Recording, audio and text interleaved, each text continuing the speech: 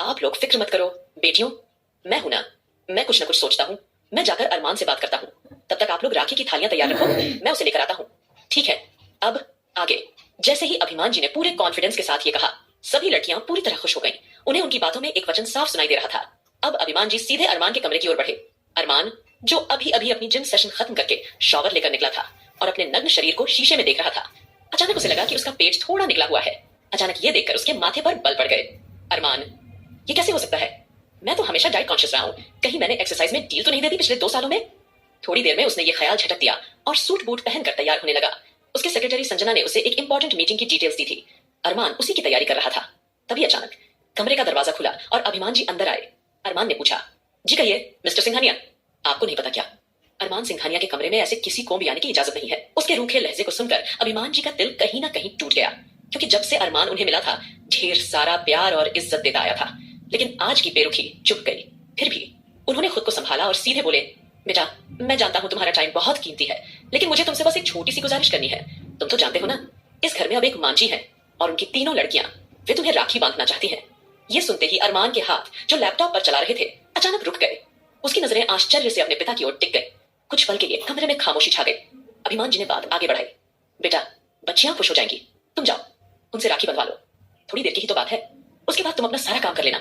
अरमान ने बिना किसी इमोशन के उन्हें एक स्ट्रेट फेस लुक दिया, लेकिन अंदर से उसके मन में हलचल मची हुई थी। इधर हॉल में नानी माँ ने एक बार फिर से सबके लिए राखी की थालियां तैयार करवा दी। रौनक, राधिका और वंशिका बेहद खुश थी। नानी माँ ने हल्की स्माइल करते हुए कहा, रश्मि बेटा, तुम भी दामाद जी को राखी बांधना। भले ही पहले वो तुम्हारे मित्र रहे हो, लेकिन अब तो तुम्हारा रिश्ता बदल चुका है। दोस्त की बीवी छोटी बहन की तरह ही होती है ना। नानी की बातें सुनकर रश्मि के चेहरे पर खुशी और एक प्यारी सी चमक आ गई। उसी समय आकाश, सुमित, ध्रुव और आहान आगे आए। सुमित हंसते हुए रश्मि से, और हाँ रश्मि, अरमान के साथ साथ तुम मुझे भी राखी बांधना। सुमित की बात सुनकर रश्मि के होठों की मुस्कान और गहरी हो गई। वंशिका और रौनक तुरंत बोल पड़ी, सुमित भैया, सिर्फ रश्मि दीदी ही नहीं, हम दोनों भी आपको राखी बांधेंगे। और हाँ, आज तो आपको अपनी जेब ढीली करनी होगी, हमें बहुत सारे गिफ्ट चाहिए।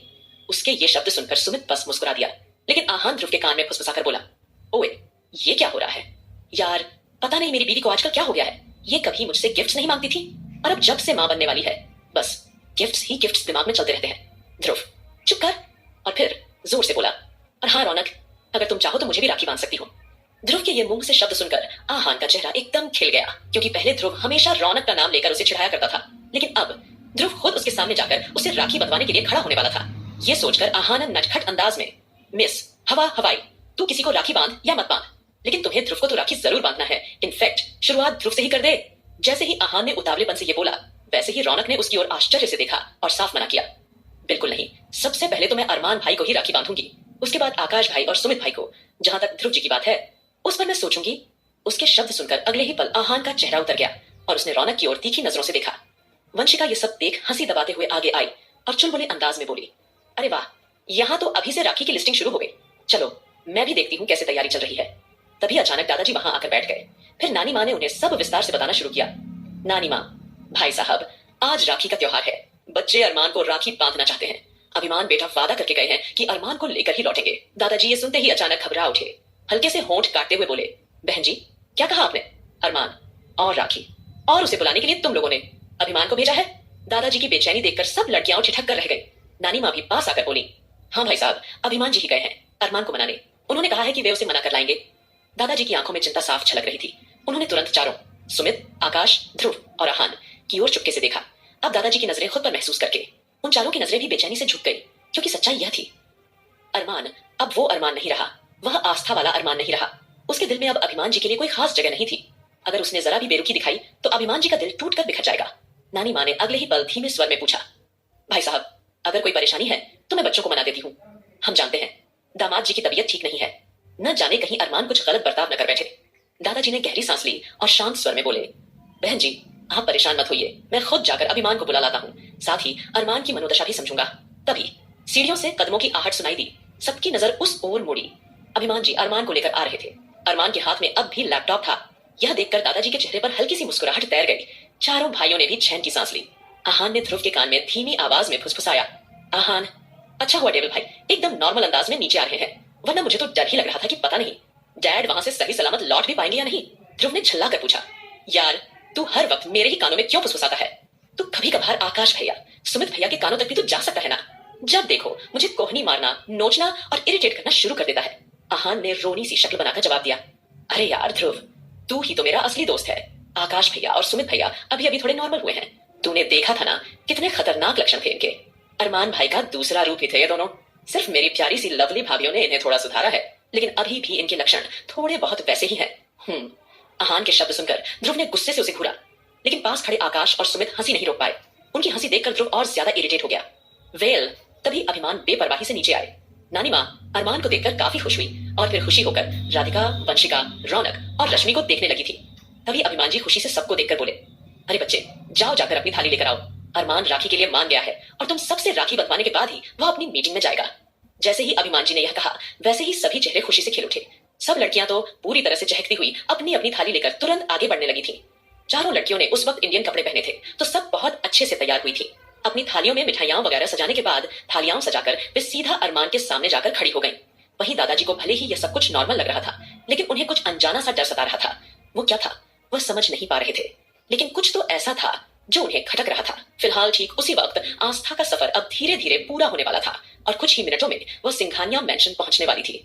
उसने सब लोगों को सरप्राइज देने का फैसला किया था, इसलिए उसने जेट उड़ाने वाले पायलट को बोल दिया था कि वह सिंघानिया मेंशन की जगह रघुवंशी मेंशन की छत पर प्राइवेट जेट लैंड करे, क्योंकि उसके भाई अविनाश ने सिंघानिया मेंशन के ठीक सामने वाला ही मेंशन खरीदा था, जो पूरी तरह से आस्था का था। तो आस्था सिर्फ वहां से होकर रघुवंशी मेंशन देखते हुए नानी माँ और बाकी सबको सरप्राइज देने के लिए चुपके से अपने अंश के साथ सिंघानिया मेंशन जाएगी। इससे सबके सब कितने ज्यादा खुश हो जाएंगे, और स्पेशली अरमान को देखने के लिए आस्था लगभग बेकरार थी। अरमान उसकी मोहब्बत था, उसकी सांसों में बसा हुआ था। वह बस अपने बेकरार दिल को शांत करने के लिए अपने पति को चुपके से गले लगाना चाहती थी। फिलहाल वो कुछ ही मिनट में रघुवंशी मेंशन की छत पर लैंड करने वाली थी। वहीं दूसरी ओर तब तक सिंघानिया मेंशन में सभी लड़कियां अपनी थाली के साथ अरमान के ठीक सामने जाकर खड़ी हो गईं। नानी माँ के चेहरे पर भी बड़ी सी मुस्कुराहट थी और वह अरमान से एक्साइटेड होकर बोली, अरमान बेटा, एक काम करो, तुम अपना सर किसी चीज से ढक लो। यह पवित्र त्योहार होता है, तो तुम एक काम करो, कोई रुमाल वगैरह अपने सर पर रख लो। फिर उसके बाद सभी बच्चियां तुम्हें राखी बांध देंगी। जैसे ही नानी माँ ने पूरी तरह से अपने अंदाज में उसे समझाया, अरमान ने कोई जवाब नहीं दिया। फिर आगे बढ़कर उसने आकाश की जेब से रुमाल निकाला और अपने सर पर रख लिया। यह देखकर सभी को एक तरह का संतोष नजर आया। वहीं दादाजी तो इस बात को लेकर हैरान हो रहे थे कि आखिरकार अरमान इस तरह से इन लोगों की बात कैसे मान सकता है। दादाजी को कहीं ना कहीं इस बात में अभी भी कुछ न कुछ लोचा नजर आ रहा था। वहीं टाइगर, जो कि मीटिंग के लिए कार तैयार कर चुका था, वह भी मेंशन के अंदर आ गया था और जो अपने कमरे में यहां वहां टहल रही थी। मारिया को कुछ समझ नहीं आ रहा था कि वह इस सिचुएशन में किससे क्या बात करे। फिलहाल कुछ सोचते हुए वह भी अब अपने कमरे से बाहर आ गई थी, और जैसे ही उसने हॉल में इस तरह से सभी लड़कियों को राखी की थाली और अरमान को राखी बांधते हुए देखा, तो कहीं ना कहीं उसके चेहरे पर भी एक छोटी सी सेटिस्फैक्शन वाली मुस्कुराहट आ गई थी, क्योंकि अगर अरमान एक बार फिर से पहले जैसा हो जाएगा तो न उसका और टाइगर का डिवोर्स होगा और न ही ये घर टूटेगा। एक बार फिर टाइगर और मारिया एक हैप्पी न्यू मैरिड लाइफ जी पाएंगे। तो कहीं ना कहीं वह बस यही चाहती थी। फिलहाल देर न करते हुए रश्मि आगे बढ़ी और अरमान को देखकर बोली, अरमान बैठो, मैं सबसे पहले तुम्हें राखी बांधूंगी। रश्मि ने मुस्कुराते हुए कहा। वहीं अरमान ने केवल एक तिरछी नजर रश्मि की ओर डाली और तुरंत जाकर अपनी किंग चेयर पर राजाओं की तरफ बैठ गया। अब उसका दबंग अंदाज देखकर एक पल के लिए चारों लड़कियां थोड़ी सी ठिठक कर रह गईं कि अरमान भला इस तरह से क्यों बैठा हुआ है। लेकिन फिलहाल उन्हें अरमान को राखी बांधने की ज्यादा खुशी थी, इसलिए देर न करते हुए फटाफट से रश्मि, फिर उसके पीछे राधिका, फिर वंशिका और इन द लास्ट रौनक अपनी सजी हुई थाल लेकर वहां खड़ी हो गई। वहीं दादाजी कहीं ना कहीं अभी भी थोड़ा थोड़ा सा घबरा रहे थे और बार बार उनके चेहरे पर पसीना आता जा रहा था। उन्हें कहीं ना कहीं ऐसा लग रहा था कि क्या वाकई अरमान सबसे राखी बंधवाने के लिए तैयार है, क्योंकि आस्था की शादी के बाद वाला अरमान तो शायद बड़ी खुशी से सबसे राखी बंधवा रहा होता और बैठकर हर एक फंक्शन में पार्टिसिपेट भी कर रहा होता। लेकिन यह वाला अरमान ये इतनी आसानी से कैसे बैठ सकता है? दोस्तों, मैं जानती हूँ कि आप लोग स्टोरी का बेसब्री से इंतजार करते हैं और सचमुच में आप लोगों की बहुत ही ज्यादा आभारी हूँ कि आप लोग मुझे इतना प्यार दे रहे हैं। बट मैं स्टोरी का एक चैप्टर अभी डेली पाऊंगी। प्लीज आप सब मेरा साथ बनाए रखें और मेरी बाकी की स्टोरी को भी ढेर सारा प्यार दे। ये वाला अरमान यह इतनी आसानी से राखी कैसे बंधवा सकता है और अभिमान के एक बार बुलाने पर यह कैसे आ सकता है? कहीं ना कहीं इस वक्त दादाजी मन ही मन गहरी सोच में डूबे हुए थे, लेकिन उन्हें इस बात का सुकून भी था कि चलो जैसे तैसे ही सही, कम से कम बच्चियों का दिल तो रखा जाएगा और सब अरमान को राखी बांध देंगी। वहीं ध्रुव, आहान, सुमित, आकाश सभी के चेहरे पर एक छोटी सी मुस्कुराहट खिली हुई थी। सभी अपनी पत्नियों को ही टकटकी लगाए देख रहे थे, क्योंकि उनकी पत्नियां अरमान को राखी बांधने के लिए कुछ ज्यादा ही एक्साइटेड दिख रही थी। वहीं सभी लड़कियों के चेहरों पर जबरदस्त चमक और मुस्कुराहट साफ झलक रही थी। वहीं वसुंधरा और वीर के कमरे में, वसुंधरा वीर के साथ अपने कमरे में मौजूद थी। वीर बार बार अपनी आंखों से अपने हाथ पर बंधी राखी को एक तक देख रहा था। वसुंधरा ने तुरंत वीर की पीठ थपथपाते हुए उसे आश्वासन दिया, कोई बात नहीं बेटा, अगर उन्होंने तुम्हें राखी बांध दी तो कम से कम इससे तुम इस घर में सेफ तो रहोगे, वरना मुझे डर था कि कहीं तू किसी भी घर की लड़की पर हाथ न डाल दे और उसके बाद शायद उसका पति तुझे यहीं जिंदा न दफना दे। देख, जैसे ही मैं सब ठीक कर दूंगी उसके बाद मैं तेरे लिए लड़कियों की लाइन लगा दूंगी, लेकिन तब तक तू किसी के साथ किसी तरह की कोई बदतमीजी नहीं करेगा। अचानक कुछ याद करते हुए वसुंधरा वीर से पूछा, ये बता, अजीत ने तुझे कुछ दिया था क्या? तब वीर को याद आया कि अजीत ने उसे कुछ सफेद गुड़िया दी थी। वीर ने झुंझलाते हुए तुरंत वह सफेद गुड़िया निकालकर बिना यह पूछे कि इसमें क्या है वसुंधरा के हाथों में थमा दिया था। लेकिन वसुंधरा उस गुड़िया को देखकर एक रहस्यमयी तरीके से मुस्कुराई। वही वीर अपने कमरे में जाते हुए सोच रहा था कि उसे किस तरह से अभिमान जी से बात करनी होगी ताकि वह उससे कम से कम कुछ छूट निकाल सके, क्योंकि लड़कियों की चाहत उसके दिल में दिन ब दिन बढ़ती ही जा रही थी। फिलहाल दूसरी ओर रश्मि स्माइल करते हुए तुरंत थोड़ा आगे आई और उसने अरमान से सॉफ्ट वॉइस में कहा, अपना हाथ आगे करो। ये सुनते ही अरमान ने अचानक अपनी गर्दन तिरछी कर ली। अरमान को ऐसे अंदाज में गर्दन तिरछी करते हुए देखकर एक पल के लिए रश्मि के पूरे शरीर में सनसनी सी दौड़ गई। अरमान की आंखों में बहुत बेरुखी थी। ये महसूस करके अपने आप ही रश्मि की टांगें कंपाने लगी। अचानक रश्मि को कांपते हुए देख अरमान रहस्यमयी तरीके से मुस्कुराया और अचानक उसने रश्मि की राखी वाली थाली हवा में उछाल दिया और रश्मि अपने कानों पर हाथ रखकर जोरों से चीख पड़ी। लेकिन अरमान यही नहीं रुका। उसने राधिका, वंशिका और रौनक की थालियां भी हवा में एकदम से उछाल दी। अब चारों लड़कियां अपने कानों पर हाथ रखकर जोरों से चिल्ला उठी। ये दृश्य देखकर सभी का दिल तड़प उठा और सब सुन्न रह गए। किसी ने इमेजिन नहीं किया था कि अरमान ऐसी कोई हरकत करेगा। हवा में अजीब सा तनाव महसूस हो रहा था। कहीं ना कहीं मारिया का दिल पूरी तरह से टूट गया। सभी लड़के अपनी आश्चर्य भरी आंखों से एक दूसरे को ठिठक कर देखने लगे। लड़कियों की आंखों में आंसू थे। वहीं नानी माँ भी हैरान थी। किसी को भी इस हादसे की उम्मीद नहीं थी। हालांकि दादाजी को कोई खास हैरानी नहीं हुई, क्योंकि उन्हें तो पहले से लग रहा था कि कुछ ना कुछ गड़बड़ जरूर होने वाली है। जैसे ही सब थालियां जमीन पर गिरी और वहां एक धमाके की आवाज गूंजी, अगले ही पल नानी माँ अपना आपा खोते हुए अरमान पर भड़की। अरमान, यह क्या किया तुमने? तुम इतनी बदतमीजी कैसे कर सकते हो? यह अपशगुन होता है और तुमने इसको तोड़कर सबका दिल दुखा दिया। तुम्हें ऐसी हरकत नहीं करनी चाहिए थी। नानी माँ की बात सुनते ही अरमान जोरों से हंसने लगा। अचानक उसने नानी माँ को तिरस्कार भरी नजरों से देखा और तंज भरी मुस्कुराहट से बोला, वाह, बहुत अच्छा ड्रामा रचा है तुमने। ओल्ड लेडी, तुम जानबूझकर सिंघानिया मेंशन में बसने का प्लान बना रही हो। इसीलिए अपनी बेटियों का इस्तेमाल करके मुझे राखी बंधवाना चाहती हो ताकि द ग्रेट अरमान सिंघानिया को अपने सस्ते से इमोशंस के चक्करों में फंसा सको। रियली ओल्ड लेडी, दिमाग काफी तेज है तुम्हारा, मानना पड़ेगा। फिर अरमान ने चारों लड़कियों की ओर कड़वाहट से देखा और तंज कसा, वैसे एक्टिंग काफी अच्छी कर लेती हो तुम लोग। फिर अरमान रौनक की ओर पॉइंट करते हुए अचानक बोला, इस लड़की ने पहले मेरे छोटे भाई आहान को फंसाने की कोशिश की। जब ये उसमें कामयाब नहीं हो पाई और उसे अपने जाल में नहीं फंसा पाई, तो अब ये मुझे भाई बनाने चली है। रौनक को अरमान की बात सुनकर झटका सा लगा था और वो पूरी तरह स्तब्ध रह गई थी। फिर अरमान ने सिर घुमाकर राधिका और वंशिका को घूरते हुए कहा, तुम्हारा नाम क्या है? हाँ राधिका, तुम्हारी तो शादी हो चुकी है ना, और शायद तुम्हारा पति भी तुम्हें छोड़कर कहीं भाग गया है। लगता है तुम अपना घर तक नहीं बसा पाई, क्योंकि तुम्हें यहाँ रहने का अच्छा खासा ठिकाना जो मिल गया है। या फिर यह कहो कि अब तुम्हारा इरादा अपने गरीब फटीचर पति के साथ रहने के बजाय इस महल जैसे सिंघानिया मेंशन में रहने का है। इसीलिए तुम यहाँ मुझे भाई बनाकर रहना चाहती हो। अरमान के ऐसी बेहुदा बातें सुनकर सुमित और आहान बाकी सब ने गुस्से में अपने हाथ की मुट्ठियां कस ली। फिर वह सीधा रश्मि के सामने जाकर खड़ा हो गया और उसकी आईब्रो सिकोड़ गई। उसने कुछ उखड़े अंदाज में उससे कहा, रश्मि, मुझे तुमसे ऐसी उम्मीद नहीं थी। मुझे समझ नहीं आ रहा कि मैं तुम्हें पहचानने में इतनी बड़ी गलती कैसे कर बैठा। आज तक मैं तुम्हें एक अच्छा दोस्त मानता आया था, लेकिन आज तुमने यह भाई वाला ड्रामा करके साबित कर दिया कि तुम्हें भी सिर्फ मेरे पैसों का लालच है। इसके अलावा तुम्हें किसी से कोई मतलब नहीं है। अब अरमान का चेहरा तुरंत ठंडा पड़ गया और उसकी आंखों में गुस्सा भड़क उठा। अब सब लोग मेरी एक बात कान खोलकर सुन लो। अब इस नाटक के बाद तुम लोग इस घर में बिल्कुल नहीं रहोगे। अभी और इसी वक्त मेरे घर से निकलो। अरमान के ये मुंह से शब्द सुनकर सबके चेहरे के एक्सप्रेशन और भी ज्यादा बिगड़ गए थे। वहीं ये सुनकर दादाजी की आंखें एक पल में ही कठोर हो गई और वो अरमान के पास आकर नाराजगी से बोले, अरमान, यह क्या कर रहा है तू? जानता भी है तू क्या कर रहा है? अगर तुझे राखी नहीं बंधवानी थी तो साफ साफ मना देता। इस तरह का ड्रामा करने की क्या जरूरत थी? अरमान ने रूखेपन से दादाजी को घूरा और बेरुखी से मुस्कुराते हुए बोला, ओह, तो मेरे द ग्रेट दादाजी को मेरी बातें ड्रामा लग रही हैं। इस घर की इमेज जो ये ओल्ड लेडी और उसकी बेटियां बर्बाद कर रही हैं, क्या वह आपको नजर नहीं आ रहा? हो क्या गया है आप लोगों को दादाजी? आप नहीं जानते औरतें सिर्फ पैसों की भूखी होती हैं, पैसों के लिए कुछ भी कर सकती हैं। इसलिए ये लोग पैसों के लिए मेरे आगे पीछे घूम रही हैं ताकि मैं इनसे कोई ना कोई रिश्ता जोड़ लूं और ये लोग आराम से इस घर में ऐश और आराम की जिंदगी गुजार सकें। अरमान के मुंह से ये शब्द सुनते ही आकाश के सीने में गुस्सा भड़क उठा और अब आकाश खुद को रोक नहीं पाया। आकाश, सुमित, ध्रुव और आहान चारों ही आगे बढ़कर बोले, अरमान, अब बहुत ज्यादा हो रहा है। ये कह रहा है तू? ध्रुव और आहान ने भी नाराजगी जताई। अरमान भाई, आप गलत समझ रहे हैं, ऐसा कुछ नहीं है। सुमित भी तुरंत बरस पड़ा, अरमान, तुम्हें जरूर कोई ना कोई गलत फहमी हो रही है। तुम सब लड़कियों को गलत समझ रहे हो। अभिमान जी भी अपनी लड़खड़ाती हुई आवाज में धीरे से बोले, बेटा, मैंने तुमसे यह उम्मीद नहीं की थी कि तुम इस तरह की घटिया हरकत करोगे। अभिमान और बाकी चारों की बातें सुनकर एक पल में अरमान की आंखें कठोर हो गईं और अगले ही पल वो जोर जोर से हंसने लगा। उसने अपने हाथों से ताली बजाई, फिर कड़वाहट से मुस्कुराया, फिर एक एक शब्द पर जोर देते हुए बोला, अरे वाह ओल्ड लेडी, तुम तो बड़ी चालाक निकली, खुद को बूढ़ी लाचार बेबस दिखाकर अपनी बेटियों को आगे रखकर पहले से ही मेरे घर वालों को फुसला लिया। पहले किसी की हिम्मत नहीं होती थी कि कोई अरमान सिंघानिया के सामने ऊंची आवाज में बात कर सके, लेकिन जब से तुम लोग इस घर में आए हो ये सब अरमान सिंघानिया से बहस करने लगे हैं और जवाब देने लगे हैं। मानना पड़ेगा ओल्ड लेडी।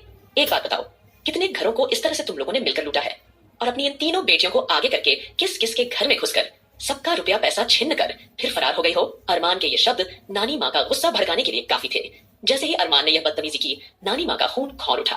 अरमान के मुंह से ये शब्द सुनकर अगले ही पल नानी माँ थोड़ी तीखी आवाज में चिल्लाई, अरमान बस कीजिए, हम अपनी बेटियों के खिलाफ एक भी शब्द नहीं सुनेंगे। हम कब से आपकी फालतू और घटिया बातें सुन रहे हैं, लेकिन इसका मतलब यह नहीं कि आप मेरी बेटियों के चरित्र पर सवाल उठाएंगे, समझे आप। नानी माँ की ऊंची आवाज सुनकर अरमान को झुंझलाहट हुई। उसका चेहरा गुस्से से लाल हो गया। उसने तमतमाते हुए अपनी मुट्ठियां भींच ली। वहीं राधिका, वंशिका, रौनक और रश्मि चारों की हालत बहुत खराब हो चुकी थी। उनके कानों में ये शब्द किसी हथौड़े की तरह गूंज रहे थे। वे सब तो अरमान को हंसी खुशी राखी बांधना चाहती थी, लेकिन उसकी जहरीली बातें सुनकर उनका दिल पूरी तरह से टूट चुका था।